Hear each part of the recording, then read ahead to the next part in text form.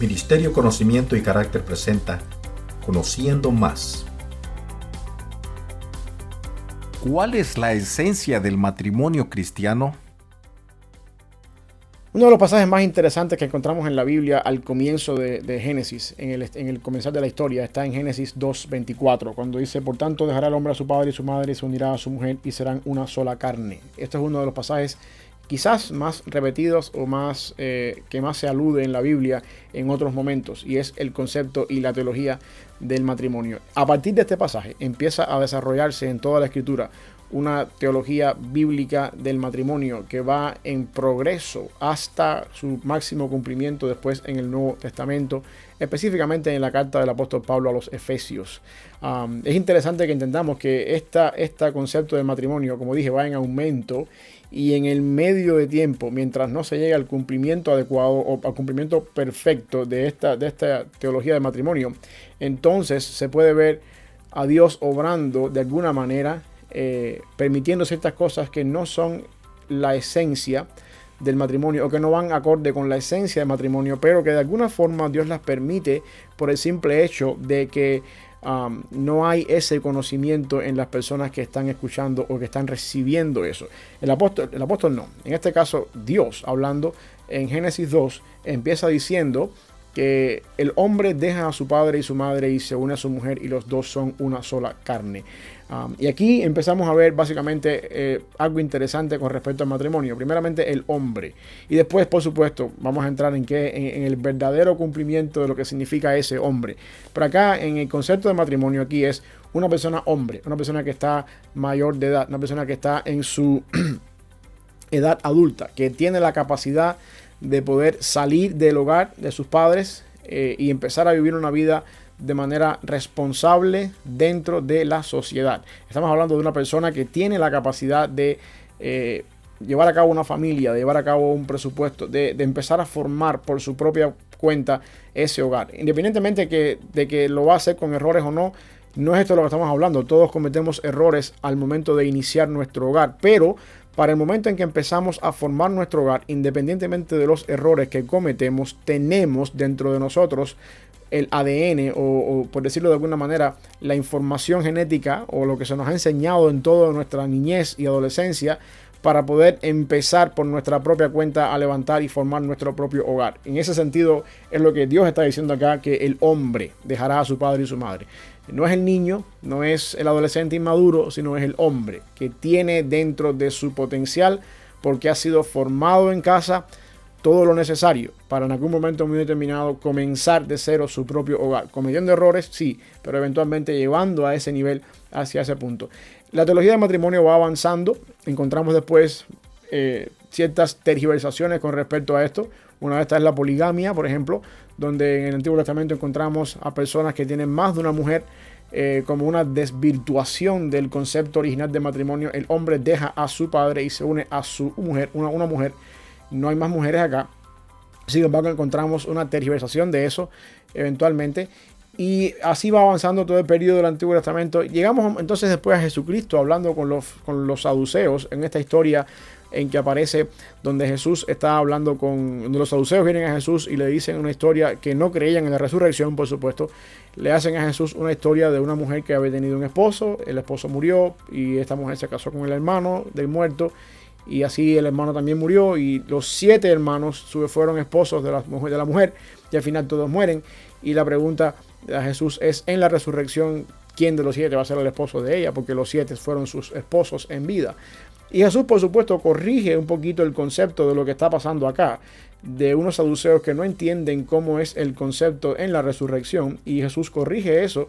Pero automáticamente Jesús recurre en ese pasaje hacia este pasaje de Génesis 2:24 y les dice, cuando se habla del divorcio, más adelante los discípulos, en aquel momento en que Jesús habla con los saduceos, los discípulos preguntan, bueno, si la cosa es así y si el matrimonio es tan fuerte, no conviene casarse. Y Jesús dice entonces, sí, pero al principio no fue así, y recurre a Génesis 2:24 y dice que en la mente original de Dios estaba que el hombre se casara con su mujer y fuera una sola carne, dejara a su madre y su padre y fuera una sola carne, haciendo alusión a este pasaje.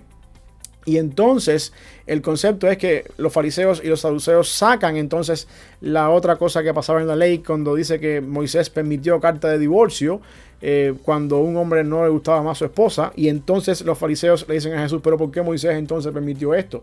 Y Cristo hace una de las declaraciones más importantes cuando dice, por la dureza del corazón de ustedes, Dios permitió a Moisés que le diera carta de divorcio a un hombre a su mujer cuando no la quería más. Pero en el principio no fue así. Y en el principio era Génesis 2.24, que es la esencia del origen del matrimonio. La pregunta es, la dureza del corazón que hace que las personas no entiendan lo que significa el matrimonio. ¿De qué está hablando Jesús cuando se refiere a esto? Y yo creo que la respuesta para esto está en el perfecto cumplimiento del matrimonio, donde Pablo está hablando a los Efesios cuando habla acerca de la relación que existe entre Cristo y la iglesia y trae a coalición la comparación que hay entre un matrimonio, cuando dice que usando Génesis 2.24, el hombre dejará a su padre y su madre y se unirá a su mujer y ambos serán una sola carne. Pablo dice, grande es este misterio. Era tan grande que incluso las personas en el Antiguo Testamento no podían entender la significación del matrimonio y por esa razón Moisés permitió en la voluntad permisiva de Dios carta de divorcio. Pablo dice, grande es este misterio, pero yo digo esto con respecto a Cristo y la iglesia. Y entonces aquí es donde el apóstol Pablo nos da a nosotros el verdadero concepto de lo que significa entonces el matrimonio. El matrimonio no es más que una relación humana entre un hombre y una mujer, donde el hombre modela la relación de Cristo en el hogar y la esposa, la mujer, modela la relación de la iglesia en el hogar. De manera que el hombre ama a su esposa, a sí mismo como Cristo ama a la iglesia, al punto de dar su vida por ella, la santifica, la purifica, se encarga de proveer en la casa la suficiente ayuda espiritual, soporte espiritual. El hombre es el pastor de la familia, de la casa, como lo es Cristo en la iglesia.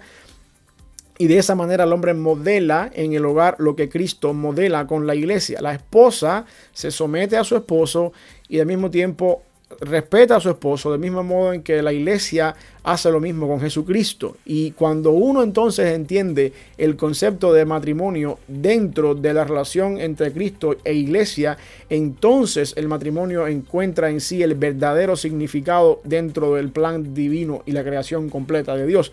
El problema está que desde Génesis 2.24 hasta Efesios 5, esto es un misterio. Pablo dice, grande es este misterio. Y en medio de ese misterio, entonces, dentro de la voluntad permisiva de Dios, Dios permite divorcio, Dios permite carta de divorcio. Los hombres llevan a cabo la poligamia, pero originalmente en el plan de Dios estaba que el hombre deja a su padre y su madre y se une a su mujer y ambos son una sola carne. Y eso es un reflejo de lo que Jesucristo hizo con la iglesia. Y desde un principio Dios nos está dejando saber eso, de que el hombre deja a su padre y su madre. Pero el problema está, si vemos en el contexto bíblico cómo funcionaba esto, nos damos cuenta de que no era el hombre el que dejaba a su padre y su madre. Era la mujer la que dejaba a su padre y su madre y venía a casa del hombre. ¿Se acuerdan, por ejemplo, el caso de cuando Abraham manda a su esclavo a buscar una esposa para Isaac? Trajeron a Rebeca. Rebeca fue la que vino a casa de Abraham, no fue Isaac el que se fue para casa de Rebeca. Y así sucesivamente en toda la Biblia encontramos que de alguna manera la mujer es la que sale de la casa del padre y viene a la casa del novio y se casan. Entonces, ¿por qué razón Dios dice el hombre deja a su padre y su madre y se une a su mujer? ¿Por qué es el hombre el patrón del que sale y no es, como vemos en toda la Biblia, que en realidad es la mujer la que deja la casa del hogar? Lo que está queriendo decir Dios desde un principio en su revelación que va progresando es que este hombre que sale y deja a su padre y su madre es un reflejo del Cristo que sale de los cielos y deja la Trinidad, o sea, deja los cielos para venir a casarse con su iglesia. Desde un principio en el texto podemos darnos cuenta de que la idea original del matrimonio es una relación entre un hombre y una mujer que modela la relación entre Cristo y la esposa. Por lo tanto, el mejor ejemplo para un matrimonio en la Biblia no es Abraham y Sara.